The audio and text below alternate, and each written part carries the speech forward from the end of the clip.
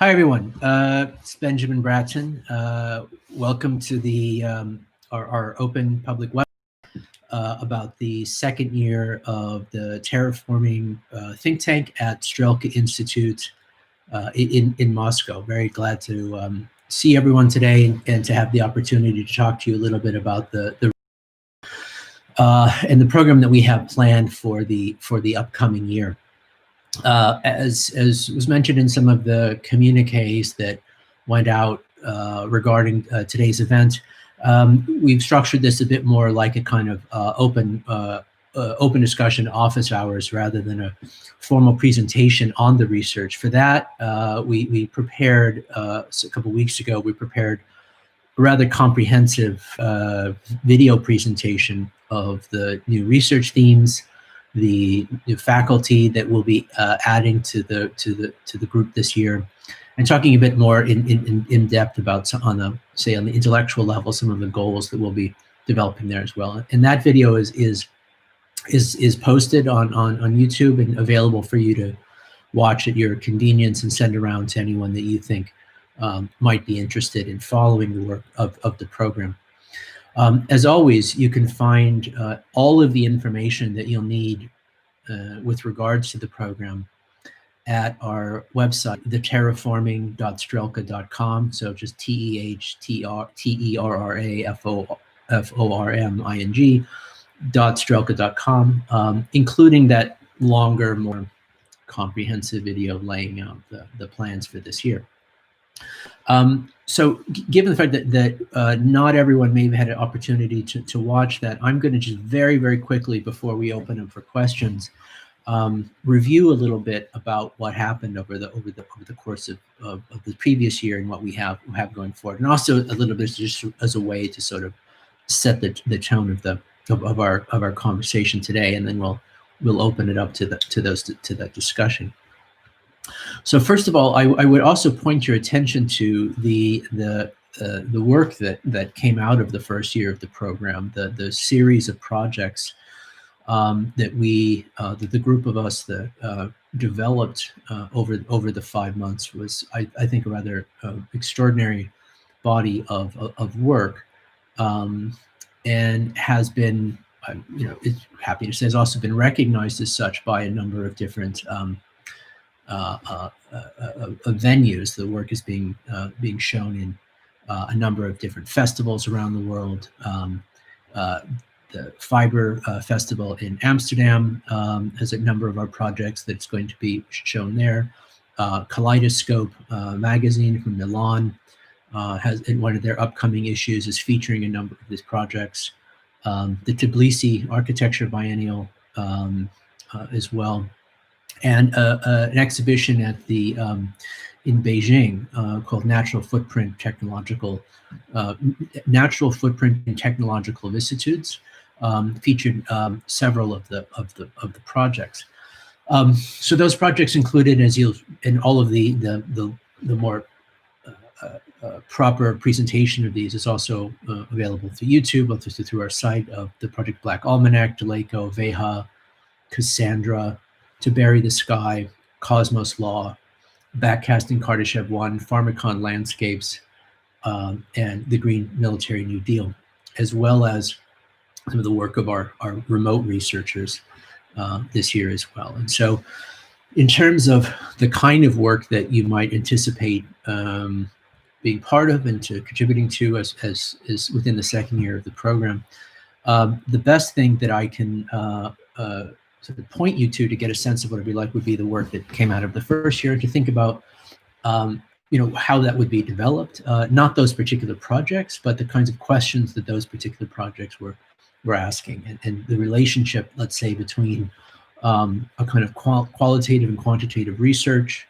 a cinematic essayistic form of storytelling and pedagogy and communication, and so forth.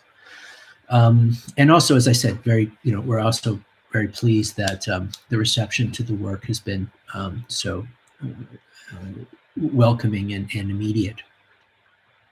And again, the terraforming.strelka.com is where you'll find links to all of these. The presentation of the work in the end of June of previous year. We had something like a little bit over 8 hours of work that had been presented, because it also included keynote addresses from some of our faculty, Kim Stanley Robinson, Lisa Masseri, the anthropologist at Yale, Helen Hester, UC Paraka.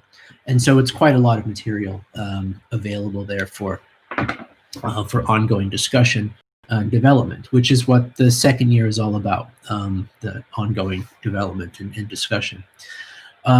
The core faculty from the program that joined us last year, also all of their bios are there on the site. I mentioned some of them. We are and would invite you to sort of peruse a bit of their work and get a sense of what they're all about. Very quickly, we're also adding some people to the community as faculty this year. The Iranian philosopher Reza Negarestani, author of the, I think, very important book on AI, intelligence, and spirit. The Indian American sociologist Nandita Sharma, author of the rather remarkable book called Home Rule, on the national sovereignty and the separation of natives and migrants, on the history, let's say the history of the modernity of formal citizenship as a kind of legal and political credentialized position of agency of particular relevance for us this year with the condition of the pandemic, and also with the focus of some of the work that we're looking at this year, which I'll talk about thematically, that I'll talk about in a moment. Chen Kui-fan, or Stanley Chen, author of Waste Tide, one of the really important new sort of major new voices in Chinese science fiction. Author will be working with us. Blaise Aguirre y Arcas, who is the director of Cerebra, which is one of the more interesting of the AI research groups at Google, particularly looking at AI as a kind of distributed landscape scale phenomenon that is less related to a kind of anthropomorphic doubling of the human and more of a kind of synthetic ecology. Blaise also did a keynote at Neural Ips last year, if you'd like to get a little bit of sense of his perspective on this. Nicolas Dumonchot, who's a architectural historian, theorist, new dean at MIT, and someone whose work on space and space program has been extraordinarily influential to us and to a number of other people working on those issues. Anya Bernstein, anthropologist at Harvard, who, among other things, has written a really extraordinarily interesting book called "The Future of Immortality," which is on the kind of the longer term and recent history of attempts within Russia to extend life or even defeat death, going back to the cosmists and all the way to the present. A really fascinating book. And lastly, the philosopher Thomas Moynihan, recently from Oxford, author of Spinal Catastrophism, and most recently an upcoming book from Urbanomic called X-Risk: How Humanity Discovered Its Own Extinction, which is on the history of the scientific concept of human extinction, as opposed to the apocalyptic or eschatological understandings of this. Now, real quickly, before we open it up to conversation, I want to say a few things about some of the research focus that we'll be looking at this year. One of the things that I think will sort of jump out in terms of these, in terms of the focus for this year is, whereas in the previous, if in the first year of the Terraforming program, there was a kind of deliberate emphasis on looking at ways in which the planet itself might be re-recognized as as something that is part of the ongoing process by which humans more generally are remaking their worlds, sort of extending some of the provocations of the Anthropocene predicament to recognize that the Anthropocene in which we find ourselves it was a kind of planless, headless terraforming project in its own right, and that the anthropogenic response to anthropogenic climate change will need to be equally anthropogenic. And so we're looking at the question of design in that sense in relationship to those kinds of scales, historical scales, as well as planetary scales.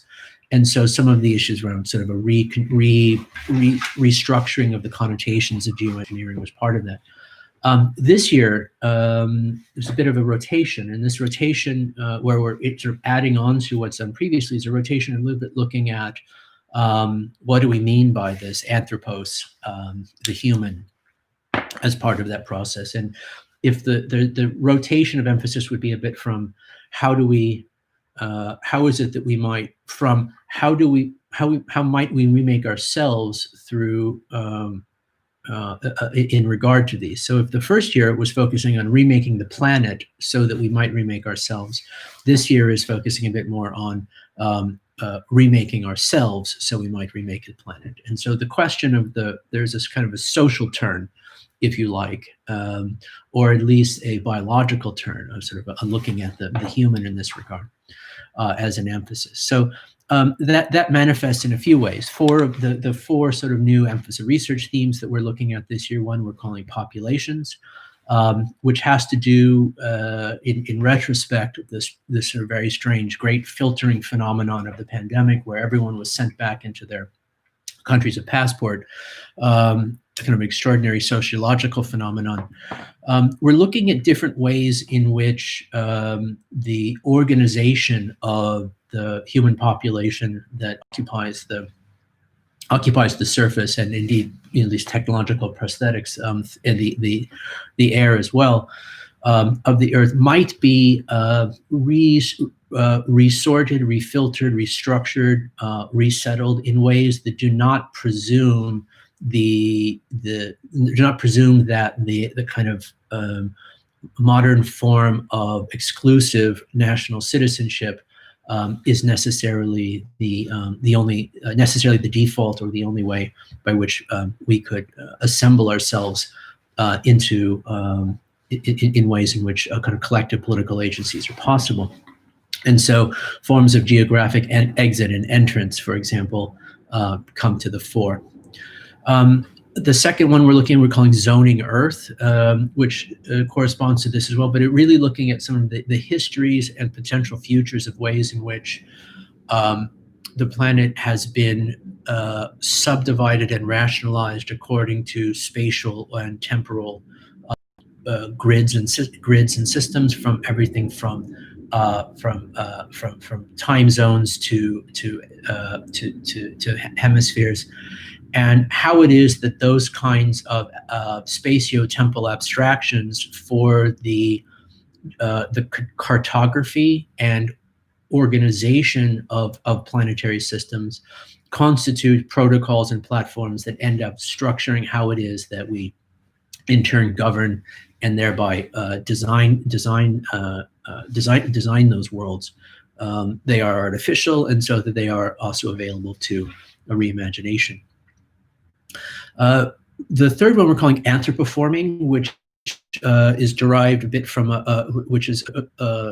derived from some of the work that we did in the first program, particularly with relationship to the seminar of Helen Hester. And in a general sense, what Antiperforming refers to is if terraforming is the way in which we would sort of deliberately remake the planet, Antiperforming has to do with the ways in which we would deliberately remake ourselves physically, and the artificiality of the human as an always unfinished construct itself is available to all manner of revision.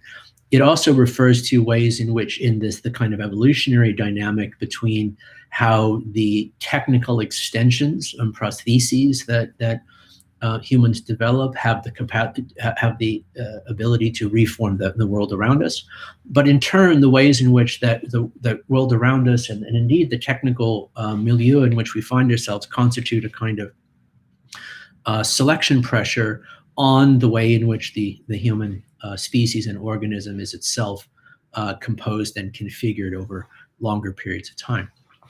And then lastly, at a bit sort of bigger picture level, a questioning after the term planetarity, which and to think about what the constitution of planetarity may entail.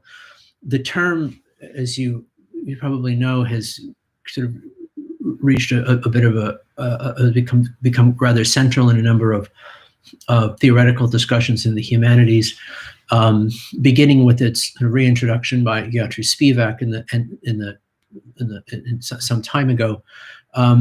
One of the things that we observe with this is that there are at work at least a couple different connotations of planetarity. One that might be more of the philosophical or humanistic conception of ways in which that we might understand and conceptualize our relationships to the world and one another through a kind of foregrounding of conditions of entanglement and reciprocity.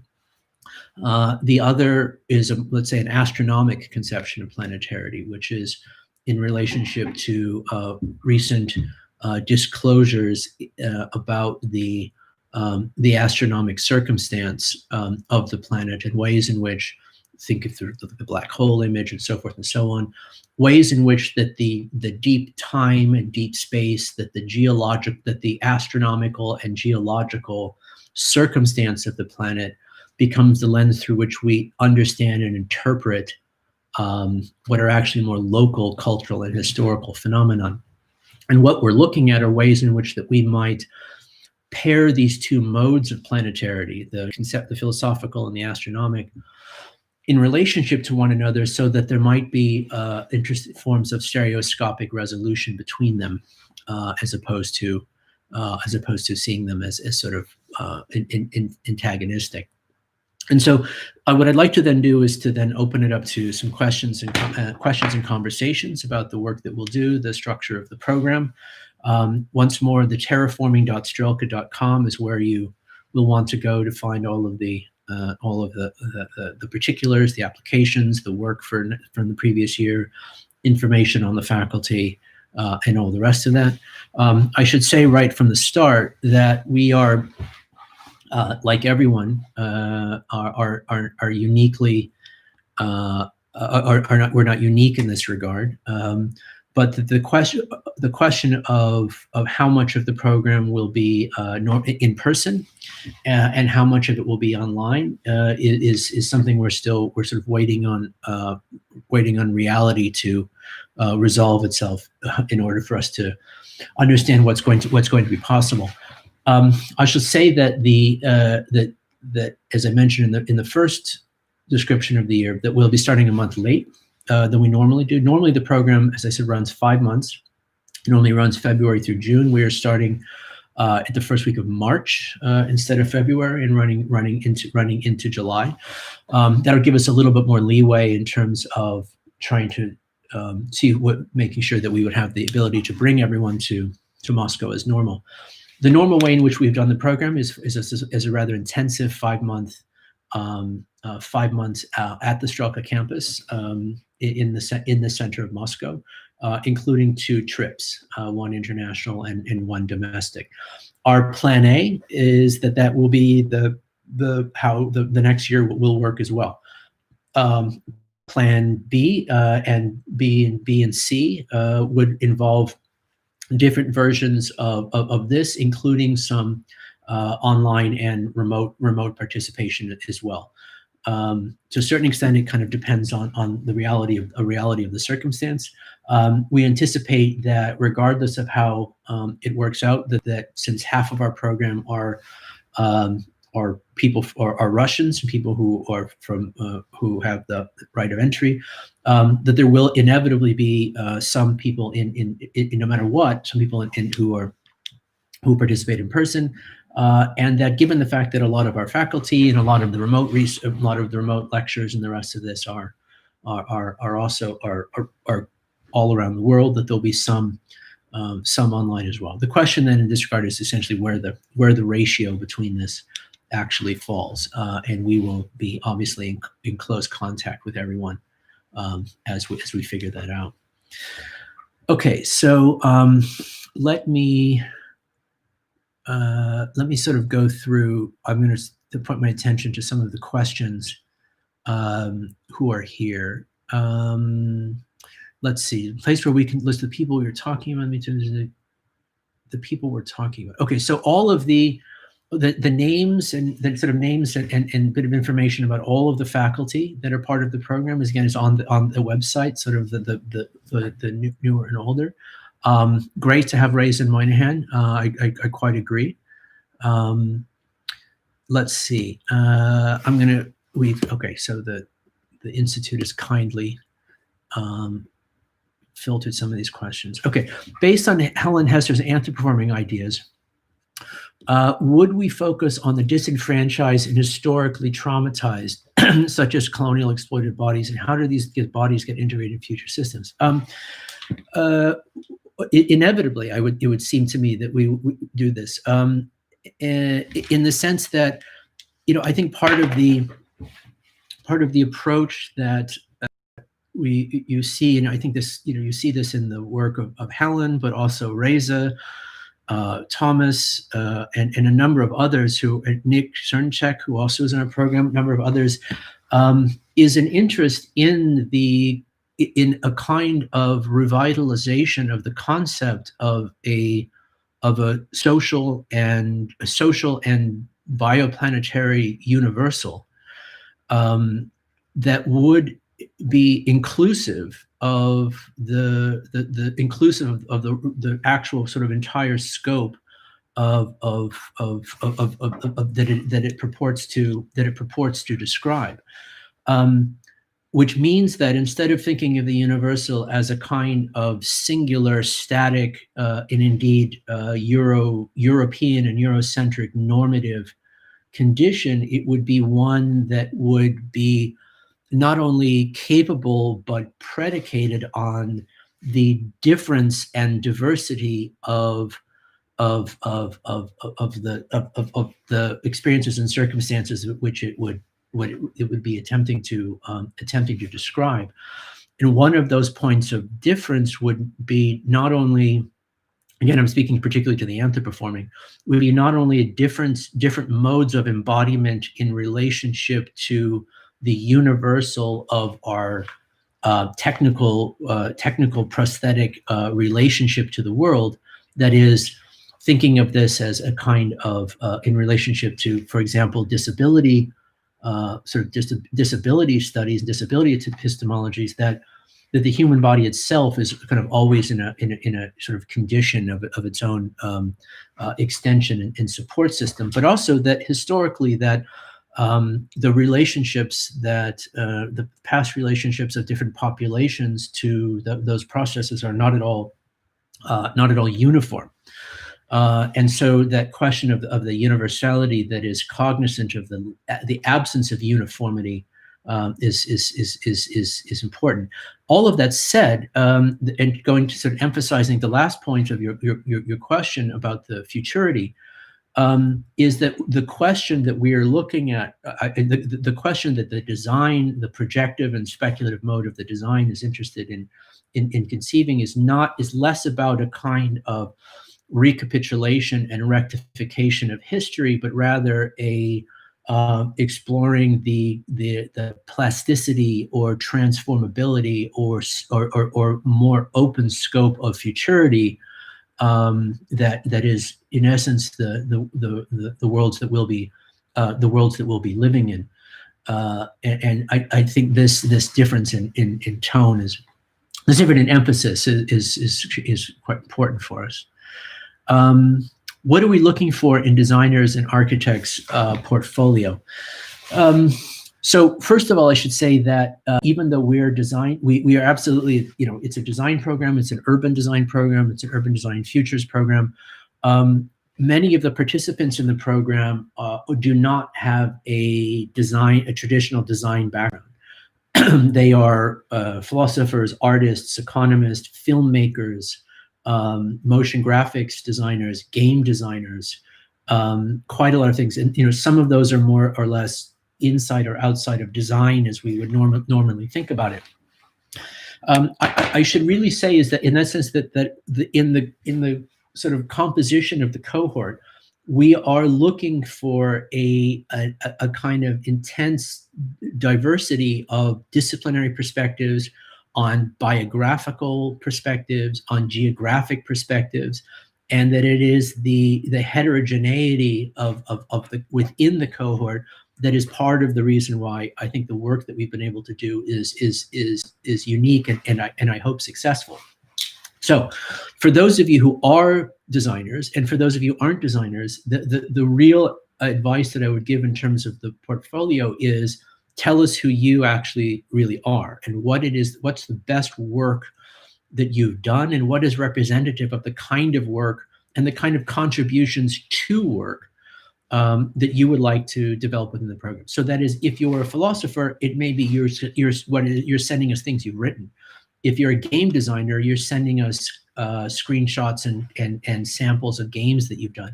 If you're an architect or an urbanist, send us the way in which you would normally put together that kind of portfolio is fine. I just want to emphasize that there isn't a kind of a standard normative applicant that we're looking for and measuring everyone against. Show us your best stuff and show us the kind of thing that represents the contribution that you feel you can make to this program. Don't try to transform what you've done into something that you think will make you look like an architect, which is, if you're not, which is not necessarily what we're always looking for here. Could I elaborate a little bit about elaborate what I mean on the website when you say you're anti-mythology? Sure. I guess in this sense, it's a mythology that's less of the notion of mythology here is more of, or the sort of the anti-mythological is more of a kind of secularism rather than, or the notion of mythology is not the sort of Barthian mythology of the intrinsic semiotics of everyday life, but rather it's based on the idea that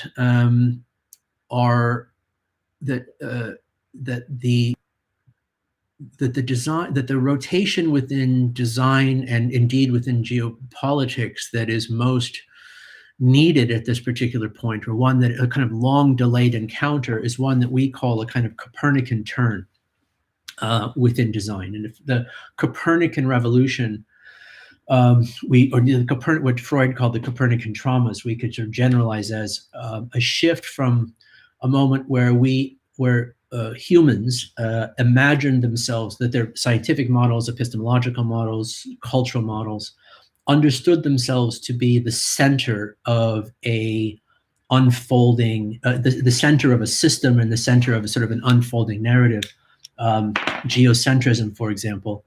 And Copernican traumas are those moments by which, usually through some form of technical alienation, it is disclosed and determined that, in fact, we're not the center of those systems, but we are an interesting, though off to the side a little bit, participant in systems that exceed ourselves. And that most of everything we've ever figured out about how the world works are things that we figured out not through the intensification of intuition, but through a kind of procedural alienation of our experience, that we're able to actually see how these things work. So Darwinian biology is a kind of Copernican trauma. Neuroscience is a kind of Copernican trauma. AI is a kind of Copernican trauma. And that the connotation of mythology that I'm speaking to in this particular sense would be a mythology that is, in a way, kind of the inverse of that. That is, and I think we see this a little bit by the way in which populist politics, particularly right-wing populist politics, has dealt with the pandemic, an idea that some kind of sovereign mythological narrative about the cosmic efficacy of a particular cultural assemblage somehow has dominion over the underlying indifferent biological, chemical, geological, and physical reality of the world.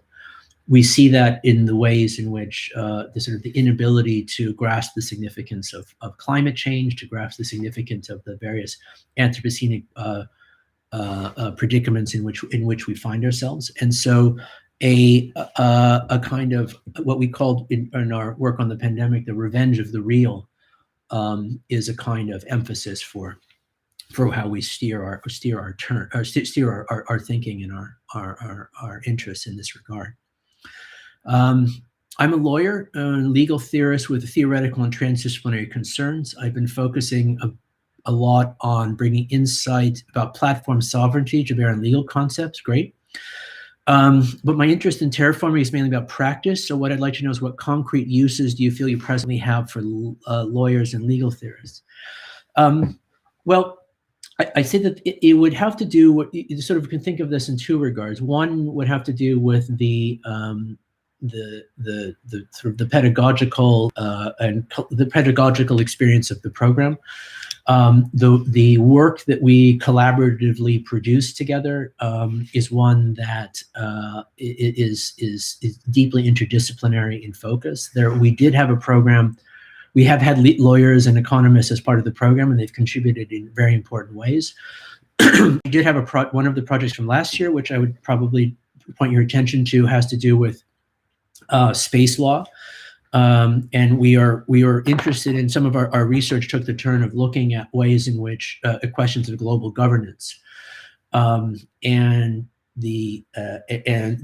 from global governance, problems of jurisdictionality and the scope of, and the depth of precedent law that is predicated on different modes of jurisdictionality, and looking at space law as an interesting as a mode of, as a sort of body of precedent law that is interested in the adjudication of planets as an entirety. You know, it's normally developed in relationship to things like, rights of mind on the moon or the Mars, but it also has to do with low Earth orbit and beyond uses of earthly geography and the terms and responsibilities of that. And one of the things we were interested in was how in which that this might have the potential of becoming a kind of supervisory jurisdiction that would subordinate others in ways that could be quite useful to the development and appearance of the geopolitics that we feel that we need in the legal structure for that. Now, to your point about platform sovereignty, one of the other, I think, sort of key ideas that sort of structure some of the work is the idea that in thinking about the relationship between the let's say the geopolitics that we need, the geopolitical architectures to come that are most needed to more properly deal with our conditions, and the geotechnologies that we would need in order to make good on those designs, or in fact would be the conditions of those designs, that instead of presuming necessarily that the geopolitics would need to come first and then the geotechnology would ensue based on that political shift, we need to be open to the equally important possibility that the geotechnology might precede the geopolitics, and that in terms of the history of technology, that there's certainly evidence to bear this out. And so the questions of the legal structures around platform sovereignty are extraordinarily interesting to us, and have more to do not only to do with sort of individual rights and responsibilities, but go all the way up to the questions of the purview and scope and various kinds of internal and external exclusivities by which legal vision and legal efficacy would work itself out. I think that's definitely, I can say rather definitely that those questions are ones that we will be continuing to work on within the program going forward. And so I would say to someone who has more of a legal theoretical background and is interested in these questions, which might involve anything from global governance to ecological eco law to technology law, relationship of platforms, the sort of controversies around tech nationalism and these kinds of geopolitics. So there'd be quite a lot for you to work on. Now, in terms of the efficacy of the projects, as I said, the first year of the projects have gotten quite a bit of interest. They've been published widely. They've gone to a lot of biennials and the rest of these kinds of things as well. A lot of the other projects that we've done in the previous years of the program, some of them have continued on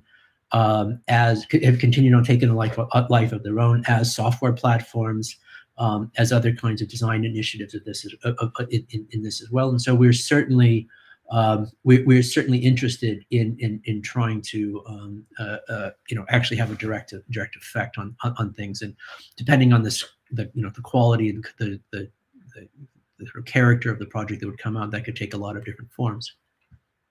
But I would certainly invite your participation. What are you looking in portfolio for art historians? Articles, videos of lectures? Sure.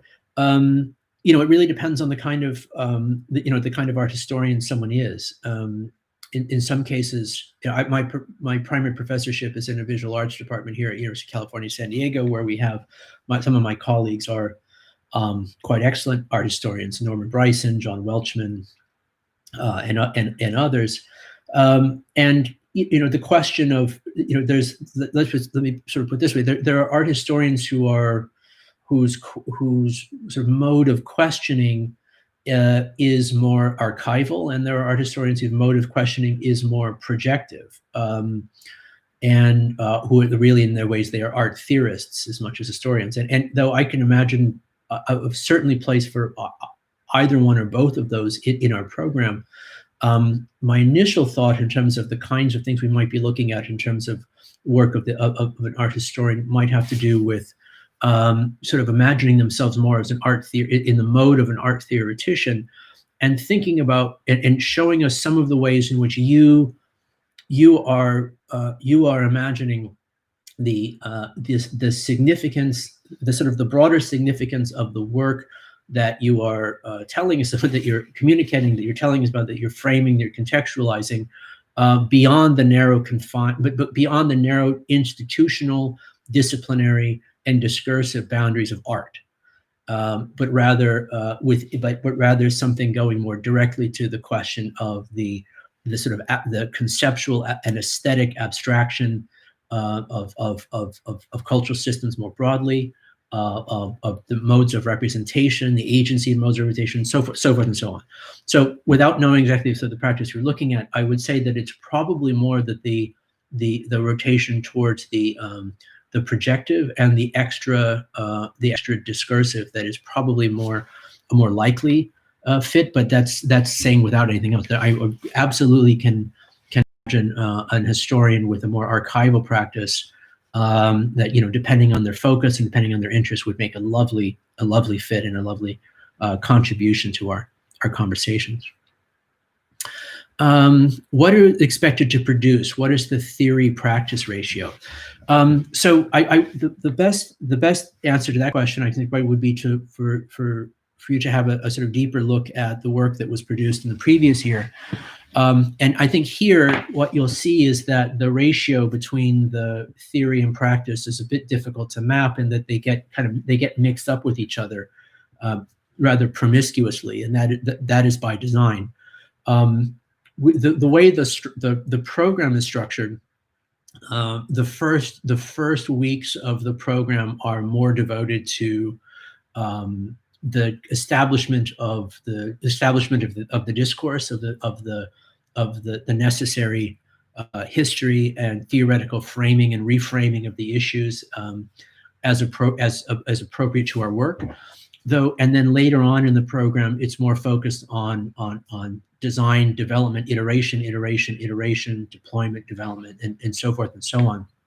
That said, Even at the very beginning of the program, in the most seminar and bookish days of the program, we do design charrettes. That the way in which we are working through the more theoretical concepts as groups working together is in response to in essence to a kind of design brief where we are producing prototypical responses in the form of research, in the form of potential prototypical design interventions, and that these are themselves also collaborative and make use of all of the available tools of representation, cinematic modeling, and the rest of it that we would have available to us. And in that regard, what I mean to say is that the theoretical aspects of the program are themselves involve forms of design practice and practical transformation and translation of ideas into prototypes immediately and constantly, such that over the course of the program, you would be collaborating, hopefully, with every single other person in the program at one point in time. We mix up these participations quite a lot, and that you may have done 20, 30, 40 different charrettes over the course of the program. So the theory and the practice in that regard is quite intensely linked together. In terms of the outcomes of the program, like I said, looking at any of these, at the sort of the projects from last year, To Bury the Sky, Kardashev, Veha, Military Green New Deal, they are, in one way, we can sort of see them probably the most at home as a kind of design research, in that they are provocations, they are proposals, they are, in fact, policies, policy models, but they're ones that use the tools of design and design representation, design modeling, in order to narrativize and structure their their arguments, both for communicative terms and also for as in terms of sort of clarifying the specificity of the ideation. And so, one of the things that I've been sort of most interested in the reception of this work is indeed also not only the interdisciplinary scope of the production, but the interdisciplinary scope of the reception, where I've received and been in contact with people who are interested in the work, either in support or development one way or another, everywhere from art biennials to war colleges, the faculty at war colleges who are deeply interested in the research that we're doing on negative emissions technologies or space law, and they see this as quite interesting to the work that we're doing. And so, in other words, things that might seem to be more theoretical and abstract are constructed and presented in such a way that it's actually quite easy for people from a more policy side of the world to understand what the provocation is and to think about them and to incorporate them in their own kinds of models. At the same time, the cultural sector is also one that's set up to support this as well. And so, this is a sort of a long way of answering the question, is that I don't see it in terms of a theory versus practice ratio, but rather in the a way in which they are deeply and profoundly informing one another, both in terms of the production and the reception. It seems to me that the human capacity to forward plan has been diminished to the point of catastrophe. Are there long-term, i.e. multi-generational planning scenarios that Terraforming 21 might be bringing into focus? I don't know that I really disagree with this. That the capacity for planning has been diminished to a point of catastrophe. On the other hand, I sort of think about the ways in which our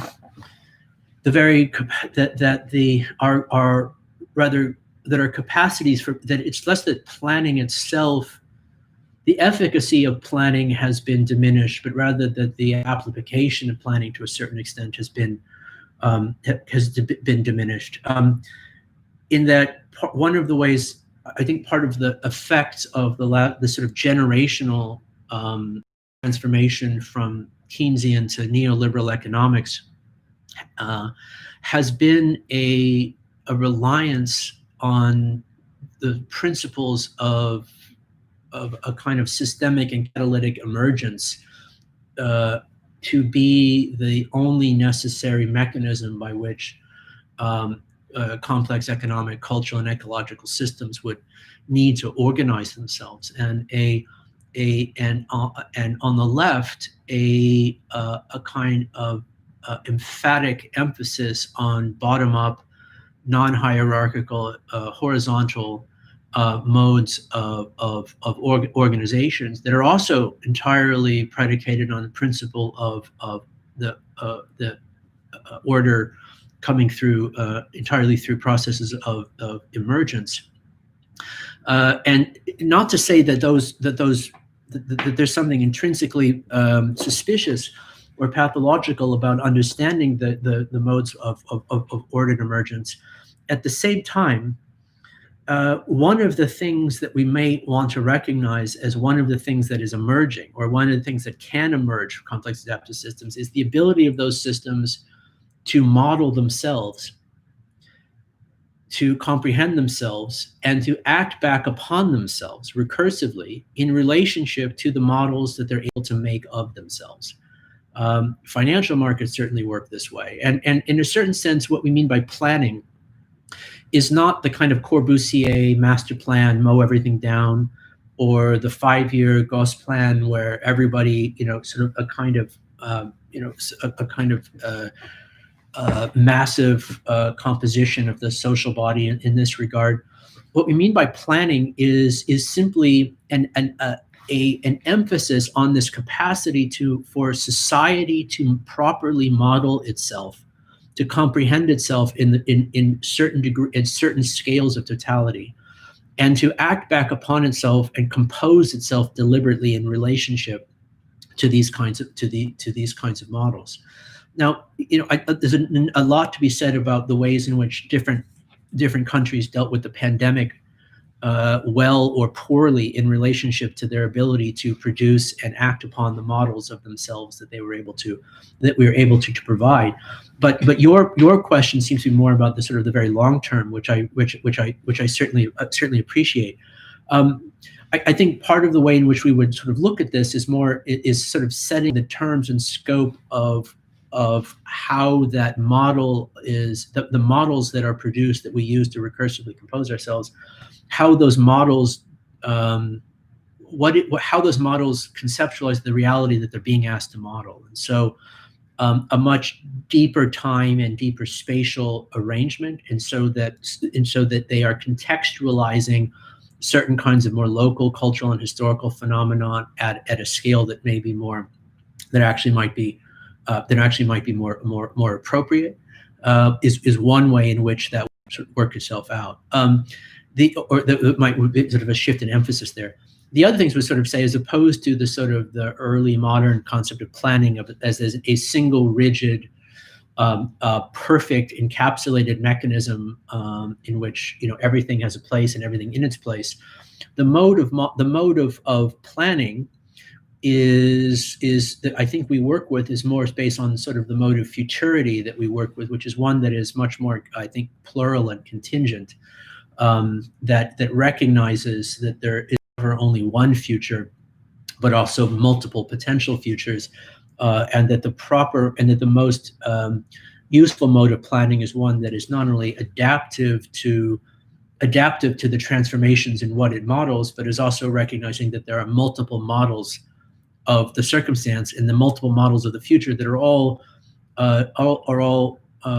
in essence true in a different way, and all available to our conceptual, related to our available to our for different purposes and different kinds of recursivity.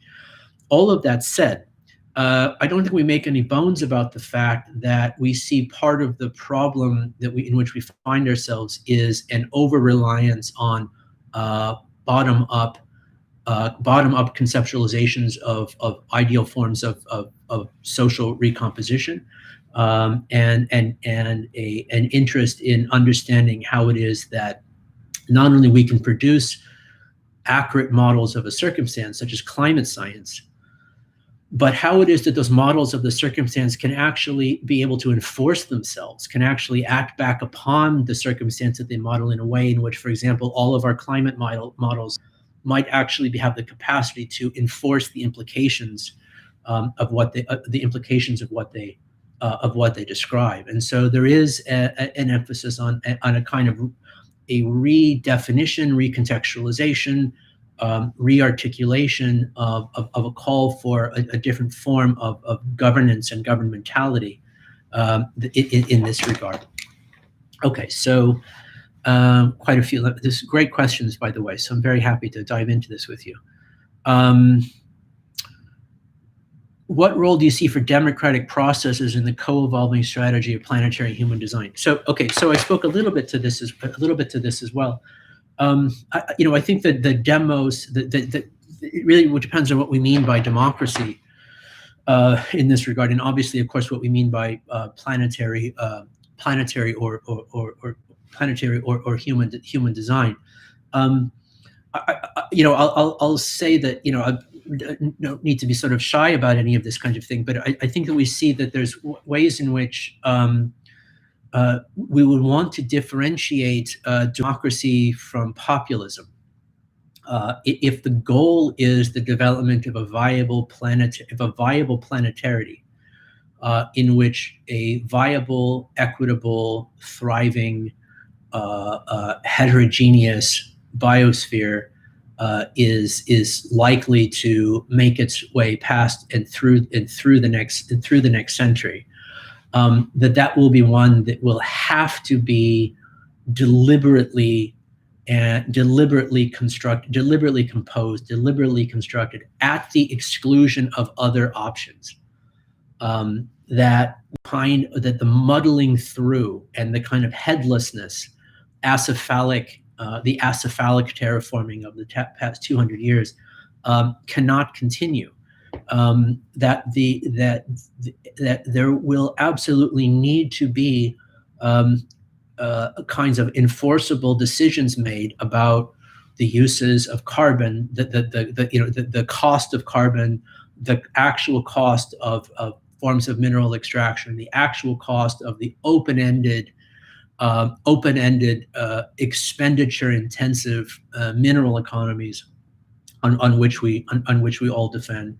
Probably a reconception and reorganization of logics of borders, and the deliberate employment of geotechnologies that actually will have a direct effect of rectification on the planetary geochemistry in which we all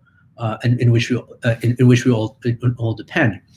Inclusive of this as well is, to be sure, the direct understanding and reformulation of the social and cultural and economic relationships between the 7 billion people or so that co-occupy the Earth. It's certain that let's say the accounts are not even in the heart.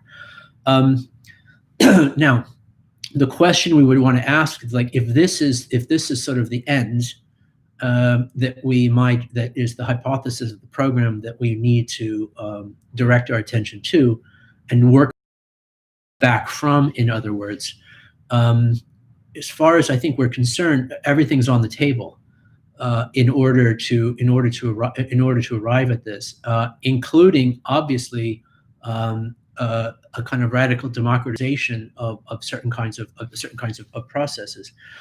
The problem that the point of differentiation with the populism that I think will be sort of emphatic about is that, to a greater or lesser degree, is that this goes a little bit back to the anti-mythological question later, and thinking about the ways in which the rise of populist politics over the last 5 years or so, which may not survive the pandemic literally. In the case of some leaders, but as a kind of mode of politics, that the catastrophic incompetency of regimes that are predicated on the construction of a kind of fragile mythological narrative about whether it's based on a kind of sovereign power but basically an idea way that a particular culture's own narrative self-image has a last instance efficacy beyond the underlying, more than the underlying reality, is one that, as I say, probably can't survive much going forward. And so I would also want to then differentiate this idea of a democratic means and ends in another way, and that is that if one of the goals that we would have for this is a much more equitable and democratic geopolity, a much more equitable and democratic carbon economy, those we very sort of strongly would place as the ends.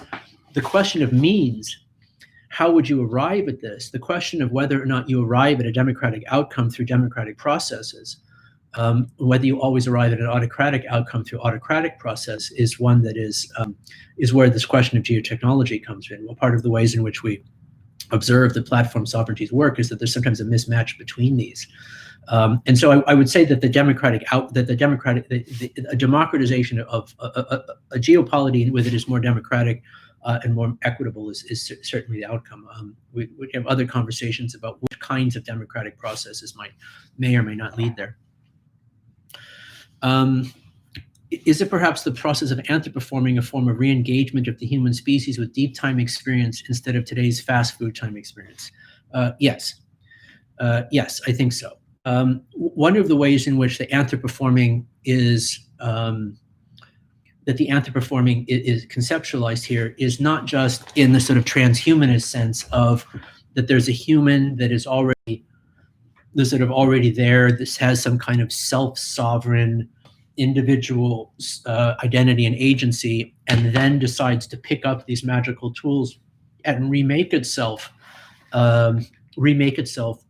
accordingly in the sort of X-Men sort of way, but rather a recognition that the human itself, and this might connect with I don't know, perhaps the Rogaron or Stiegler's work or any others, that the human itself is the effect of its own technicity, that our own anatomy, our physiology, our very species is not just the thing that produces tools and technologies in order to remake itself and remake the world, but it is the effect of that technicity, that you have opposable thumbs and hands that work the way you work as a general purpose grasping tool, as opposed to paws or some other sort of thing, not just so that you can pick up tools, but because all of our ancestors used tools in particular ways, that in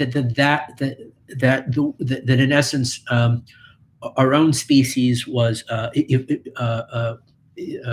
the outcome of the human species was one that was a response to that dynamic, its own dynamic externalization through technicity, but also the effect of that technicity. Our anatomy is a diagram of those selection effects.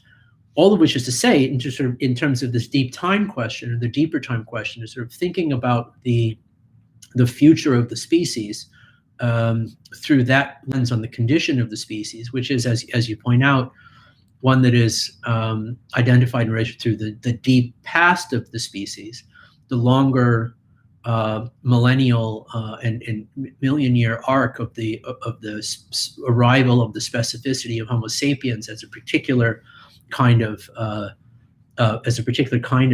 apex predator, for better or worse, is not something that can be separated from its own technicity. And I don't mean that in the Heideggerian sense, to be clear.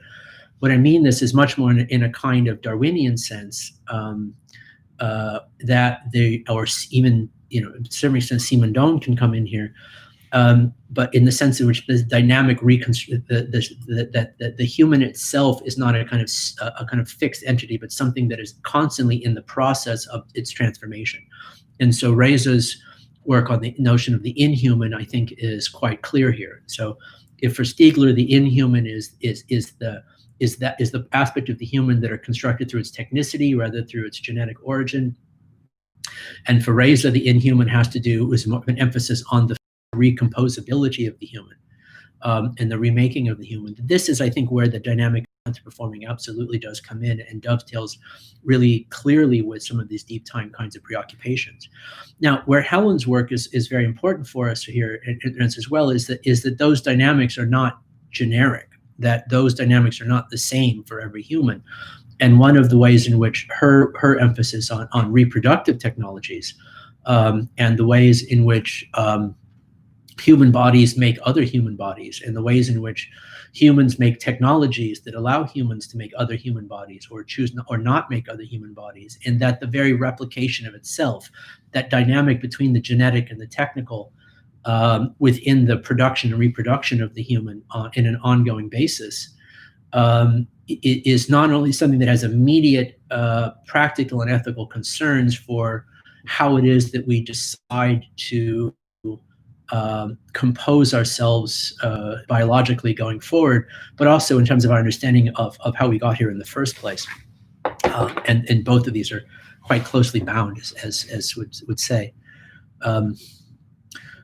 Okay, for those who aren't Russian or don't have a great depth of understanding about Russia, past, present, and future, are there sort of crash course or targeted resources you would recommend to help get a broader sense of the context in which stroke and terraforming exists? Yes, absolutely. Thank you for that. So that I should say that within the program itself, we have we have quite a few modules to this effect, which are sort of which are sort of deep dives into the history of Moscow, into the history of Russian technology last year in terms of Russian, and this year also in terms of Russian geosciences and earth sciences. Obviously, you can't. Russia is an enormously complex and intricate history and culture, but the aspects of it that are immediately and directly relevant to the questions that we're asking, we take a pretty comprehensive deep dive into these itself. We have quite a bit of Russian sort of remote visiting faculty who do sort of specific lectures and on particular topics through us, quite usually more than a dozen throughout the course of the year.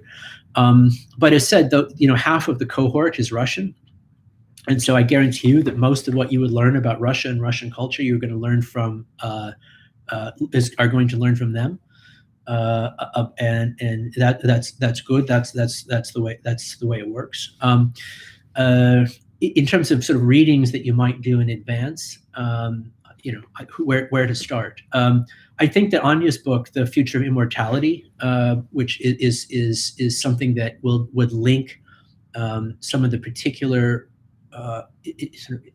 particularly unique aspects of Russian anthropoforming, let's say, from Fedorov and the Cosmos through to today, to some of our present concerns. In terms of novels, Vladimir Sorokin, Day of the Oprichnik, is one that I usually recommend to people to get a little bit of a sense of what they're in for. But there's certainly other ones of this as well. I should say that certain lack of familiarity is not necessarily a handicap, but I would say that what would be a handicap would be an unwillingness to sort of dive in and find your way, and to learn and to learn an engagement with the history that you might find yourself actually closer to than you realized, and that openness is really what's more important. I'm an artist and filmmaker focused on experimental ethnographic approaches. Great. In what ways do you think I would benefit from contributing to the program? Great, wonderful. I mean, we have had and will have a lot of filmmakers in the program, and different kinds of filmmakers.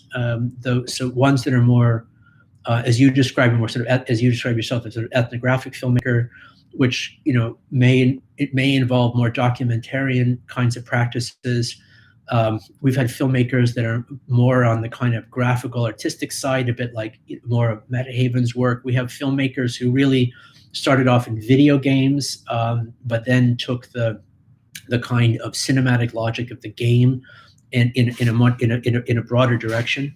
One of the things that you'll notice from the projects that we did this year, did during the first year, is that they are presented as 20-minute films.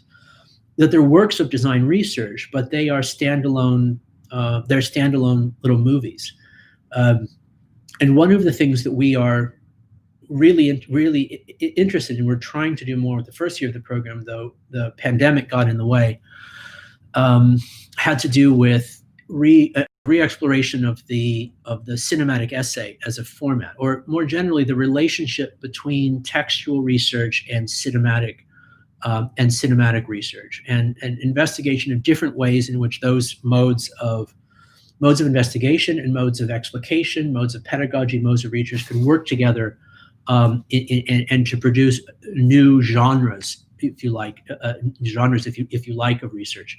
And so we always have several people with a filmic background in the program, because we end up relying upon them in different ways for their intelligence and expertise in the construction of those projects. But that said, they're not in essence limited to that, right? The filmmakers may end up, we've had some cases where we bring in filmmakers with the presumption that they're going to be doing films, and actually they become much more interested in designing a piece of software, and they end up making a contribution to that project instead, which is wonderful. And so what we mean by the interdisciplinary aspect of this is not that only that, okay, the political scientists are only allowed to do political science, the filmmakers are only allowed to make films. Once we get there, everyone takes off their hat at the door, and everyone's just a member of the cohort, and everyone's expected to contribute in different ways. When it comes to the making of the project, obviously, we have a better sense of whose skills might be best suited to what kind of project, and it's made clear from the work what kind of project that they want to do. And so we make use of what we have. But all which is to say is that there will be lots of roles for filmmakers in this kind of set in this way as well. And the ethnographic aspect, if you're talking about it as a kind of embedded interpretive practice, is wonderful. I mean, we obviously see lots of ways in which the kind of design research and filmic explication would demand exactly that kind of approach. How are the groups formed? So there's different kinds of groups within the program. There's the final groups, which are the groups that do the final projects that you see, and then there are the groups that do the charrette research. Excuse me, the charrette research throughout the entire program. As mentioned, there's roughly 30 people in the program. From week 1 through the rest of the 5 weeks, you'll be doing design charrettes, or sort of quick turnaround projects. Several of them, we 20 or 30 at least within the course of the program, and during that time, you will have the opportunity to work with everyone else in the program at some point in time. That's usually the way it works out. And so, for most of the program, the group that you're in is changing every week, and that you're in a different group, and that you're having to walk and chew gum and not all together at the same time. And this produces a pretty intense kind of cohort collaborative experience. It's a very, very strong, supportive, welcoming, warm cohort culture. Every year it's been so. This first year, the Terraforming program in particular, the group is just an extraordinarily. Part of the reason the work worked so well is because of just the extraordinary group of people that came and chose to be part of this program. And not only were they extremely talented and intelligent and articulate and capable, they were also just really great people. They treated each other tremendously well. They were really deeply dedicated to what was at stake for the work, and what was at stake for supporting each other's vision and understanding why each of them came and chose to spend some time doing this as opposed to all of the other things, that they could do. And so one of the things that I feel quite confident that I can vouch for, is that the 29 other people that you'll be in the program with, will be people that you're very glad to have known. Many of the cohorts have gone on, they continue to work together. They've started companies together. They've started studios together. They continue to collaborate. They're an important part of people's lives. We've had one marriage so far, and a few, other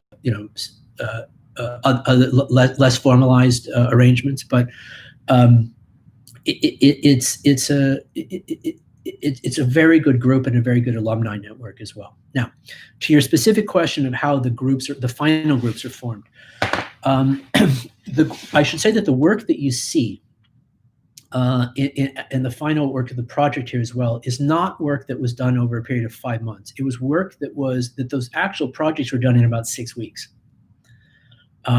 which to me makes it a little bit even more impressive in that, in terms of what was accomplished.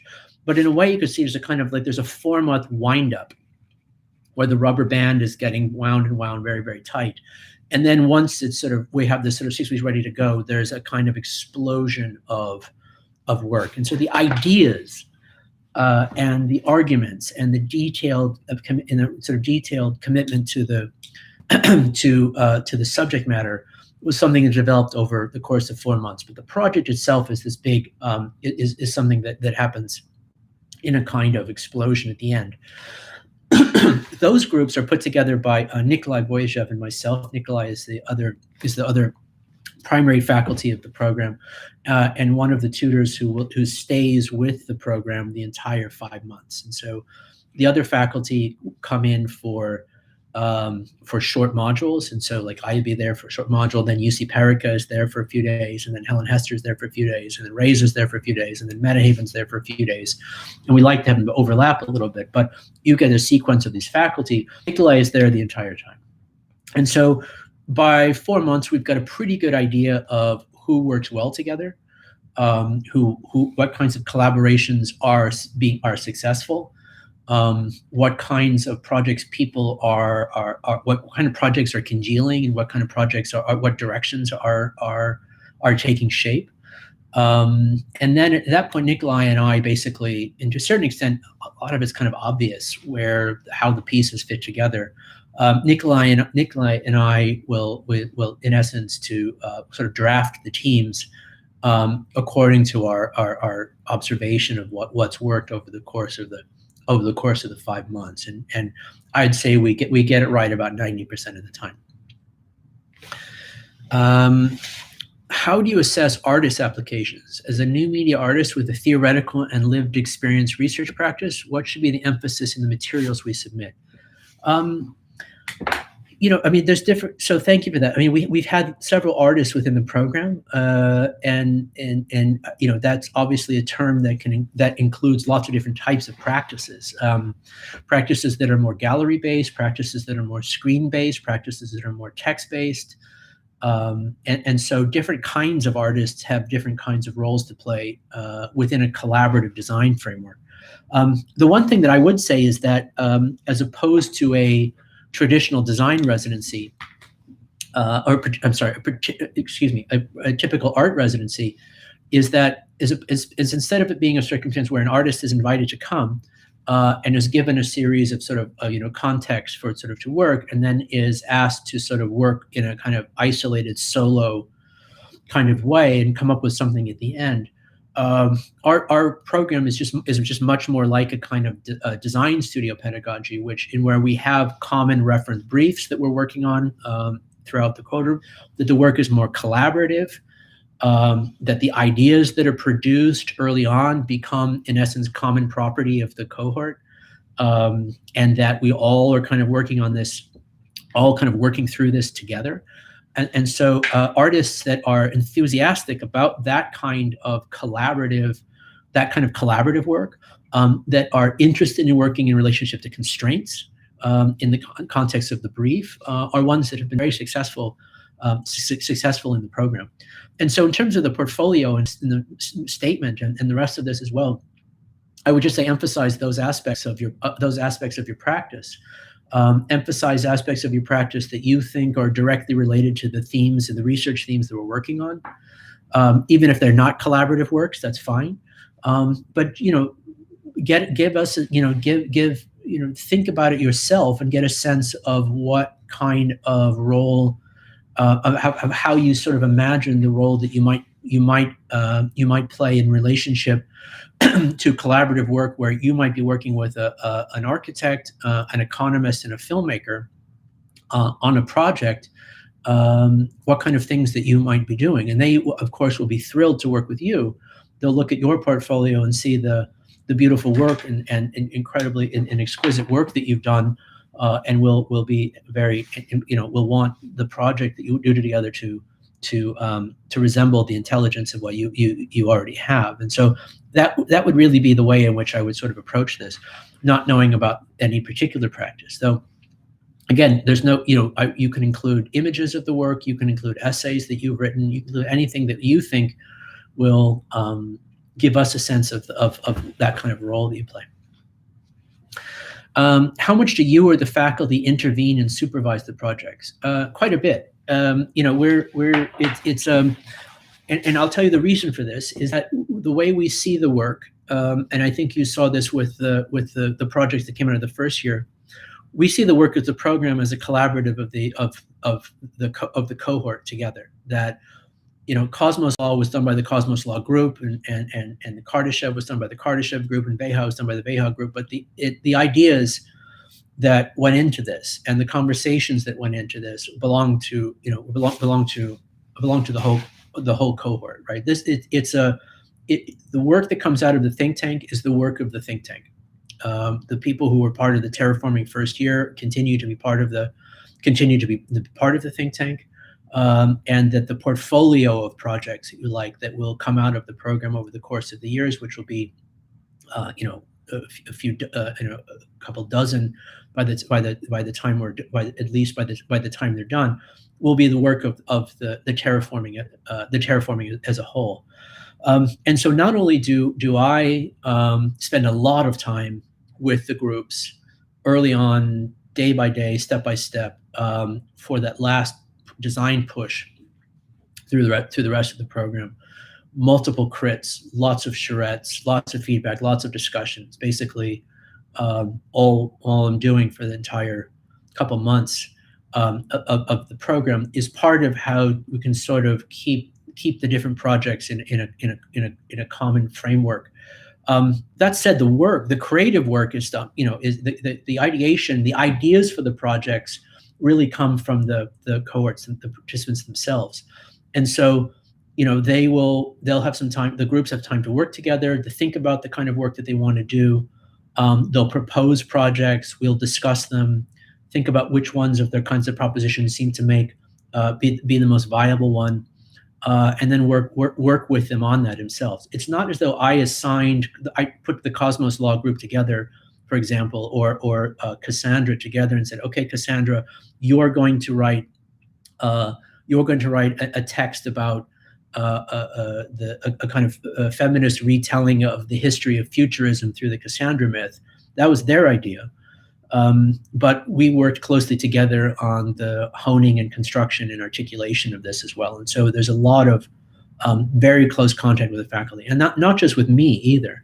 As you see, we have a brilliant faculty. I think that if you take our faculty as a whole and imagine this as a faculty of a program, I think we stack up well with any certainly with any design faculty in the world, particularly for a design research program. And so different projects, it makes sense to keep conversations going with different faculty. But in the previous years, Liam, Young, Daniel, Vinka, and a number of other people have worked very closely with a lot of the projects, and that's something that we certainly see happening going forward. But it's a bit of a case by case basis. In some cases, working with Reza on a project might make a lot of sense. Some cases, working with MetaHaven on a project might make more sense, and we sort of cross the bridge when we get there. But to answer the question, yes, there's a lot of direct co-composition of the work that you see. To which academic communities is the program mostly connected, or are you rather aiming not to engage with specific fields of expertise and distancing from the dispersed public culture and academia?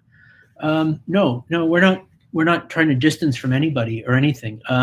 We have a I won't announce it before sort of thing, but we have there's a special issue of a rather important journal of political and social theory that has asked us to put together a special issue based on our work. They're about as sort of academic as it gets. We have informal relationships with a lot of sister institutions that are doing things similar to what we're doing. Our faculty is probably the most direct link, because our faculty, as you see, come from a lot of different kinds of programs. We've got 2 anthropologists, one from Harvard, one from Yale.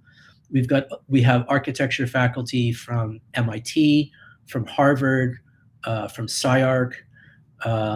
We have philosophy faculty from all over. They bring their institutionality with them in different kinds of ways. We're a special kind of institution, though, right? Strelka is a small nonprofit research institute, which allows us to do things that a large university would not be able to do. There's things that a large university can do that we can't do.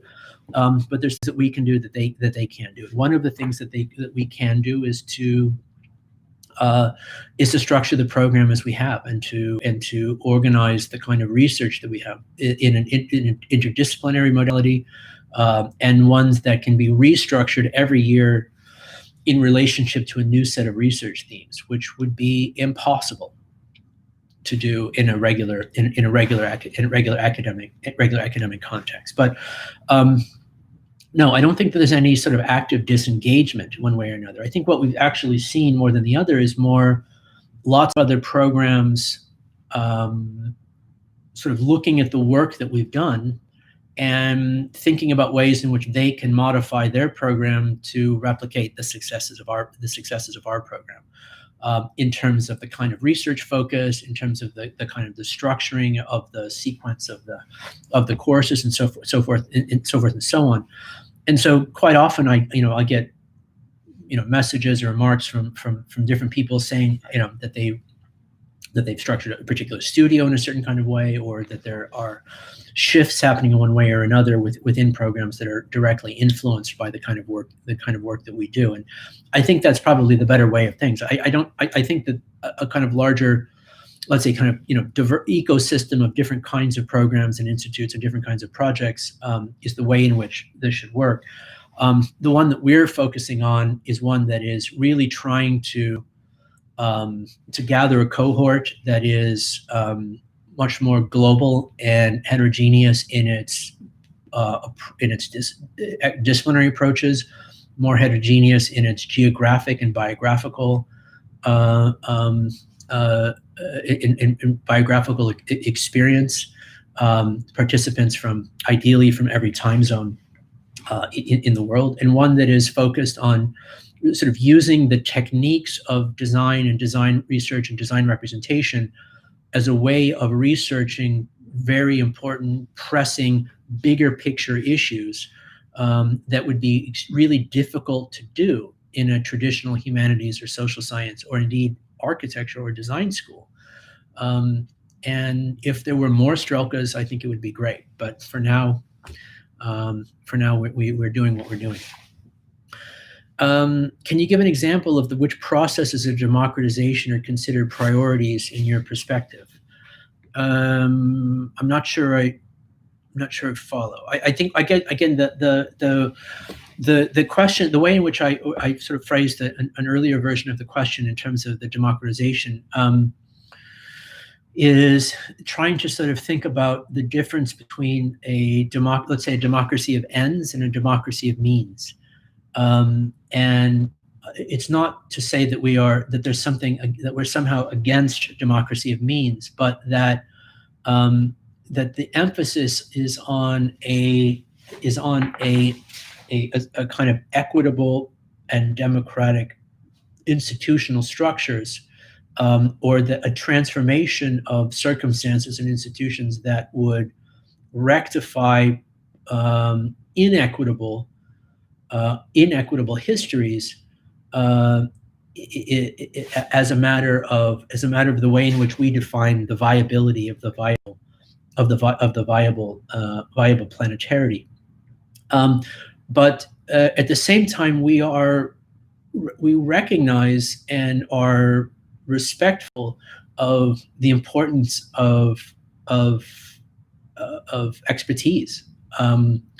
We're all waiting on a vaccine that's going to arrive at some point in time, and assuming enough people actually decide to recognize the basis of the reality of immunological circumstances, and the co-immunization that might be necessary to return to life, we'll be grateful that a kind of narrow and particular expertise in the and non-democratic processes in the research and development of those vaccines were realized, and that the kind of the community vaccine research initiatives were less successful than the top-down technocratic vaccine research initiatives. And so the reason I'm answering this way is not to signal that we're somehow antithetical to, or somehow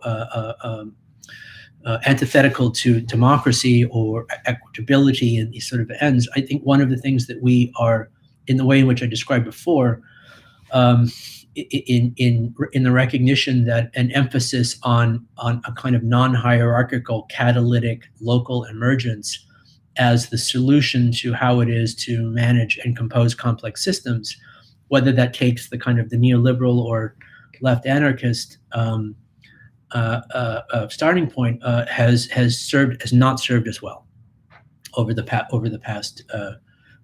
past generation or so, and that part of the project going forward is the reconstruction of forms of governance and governmentality that are reality based, in the deep time, deep space connotations of this, that are able to enforce themselves at the exclusions of other things, and that the real, in this sense, the one of the at a political level, one of the real problems to be declared in this regard is the kind of is the populist politics and its reliance upon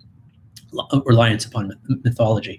That said, I see no reason whatsoever why those forms of institutionality that we're speaking to as constituted viable would not themselves also be democratic in some important ways. How they would be so and where that would be a lot of what we may be talking about together.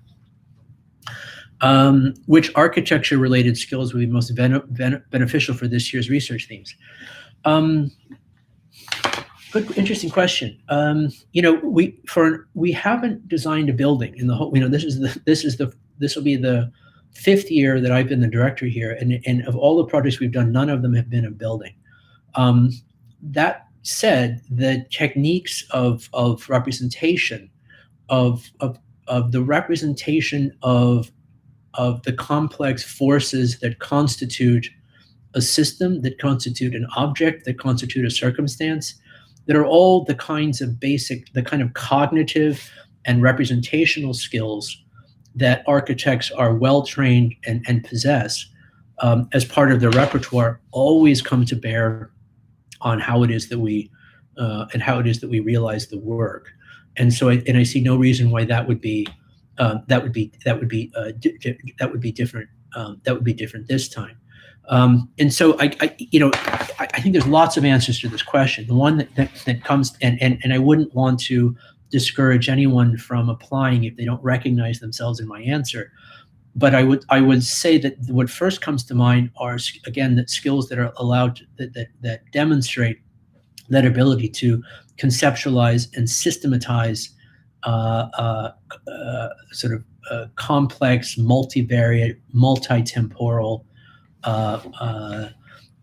conditions, and give a kind of structural resolution to that concept into something that is communicative, but that it also demonstrates in a way not only an analytic intelligence, but a projective one as well. That is, not only here is the way in which this circumstance is now, but here is the way in which it might be differently, and it might be differently in this way. I'd also say that part of that, the architectural intelligence that we are always rely upon, is that shift between a kind of abstract understanding of the agency of forms and forces with a more personal understanding of the ways in which those forms and those forms themselves constitute the backbone of collective lived experience. And so, obviously, our emphasis is a bit more on the bigger picture than the phenomenological.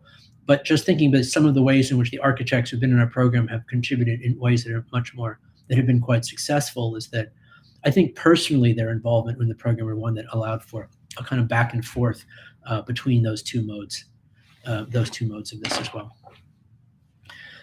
Okay, so it looks like we may have. I would just sort of ask if there's any other questions. It looks like they're telling me that we've answered all of the ones that have been there.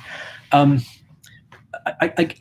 say this again, just because I think it's worth bearing out. The two, in addition to watching the video, which we did a bit earlier, which describes in more detail kind of the intellectual approach to the themes and the thematics, which is another video that's well over an hour, nice images and PowerPoint and the rest of this sort of as well, that I think that may answer in advance some of the questions that I'm hearing today about how we calibrate some of the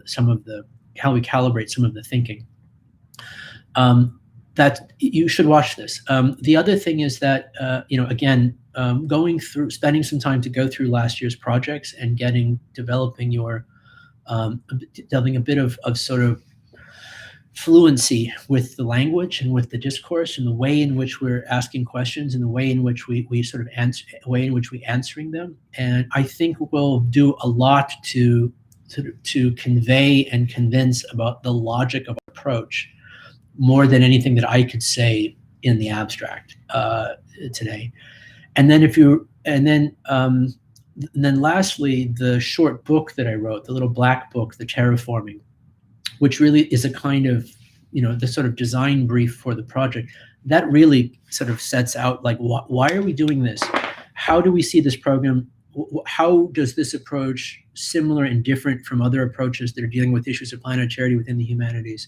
How is it different from other approaches within architecture that are dealing with ecological issues, for example? How is this similar and different to other approaches within a philosophy of technology? How is it that we're defining and conceptualizing the city as a design problem within this as well?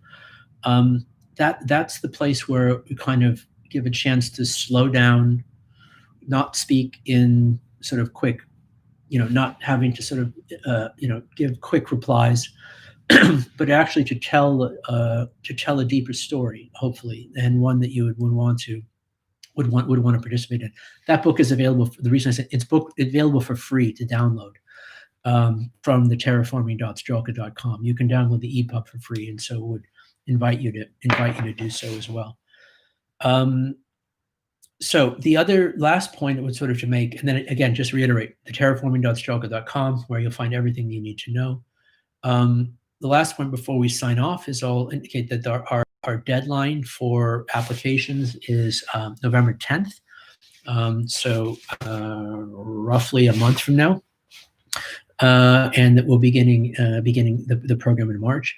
We will be doing another webinar that is specifically on the application process itself. And so any of the outstanding questions you might have about the logistics of that, we hopefully can answer, hopefully to answer within the webinar there. So last point then, before I sign off on this as well, is say that we have big plans for where we want to take this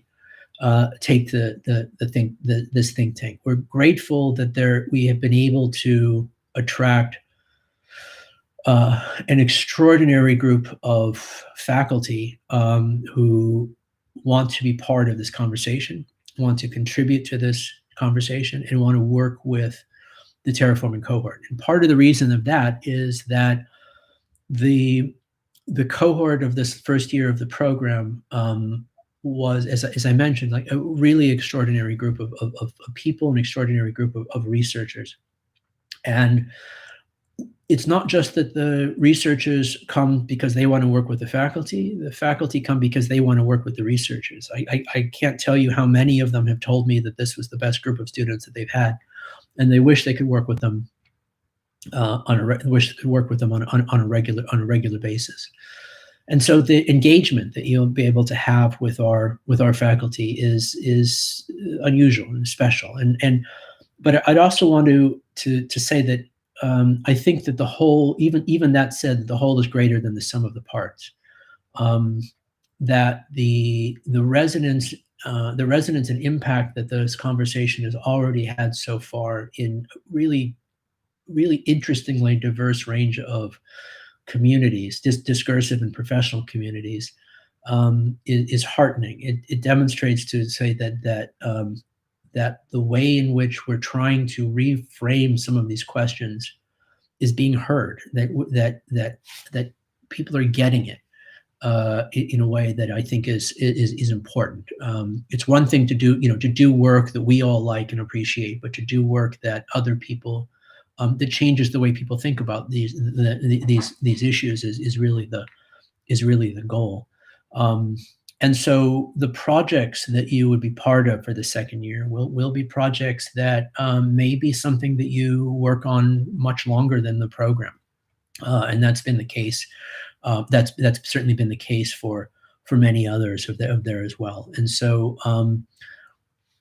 I'm deeply appreciative of the fact that you have other things that you can do with your time. That by coming and being part of this initiative and being part of this think tank, that's what you've chosen to do. And we're extraordinarily grateful for that commitment. And I think we can say that we can make good on that, and will be looking to grow and to support the wider impact of this work, even more so in the future. So with that, I thank you also for taking the time to be part of the conversation today. Look forward to if you have other questions about how any of this works, the apply@strelka.com email is there for that purpose. And I look forward to seeing your applications and seeing your portfolios, and hopefully look forward to welcoming you to the Terraforming think tank and to working with you in the spring. So, and anyway, thanks very much, and I'll speak to you soon.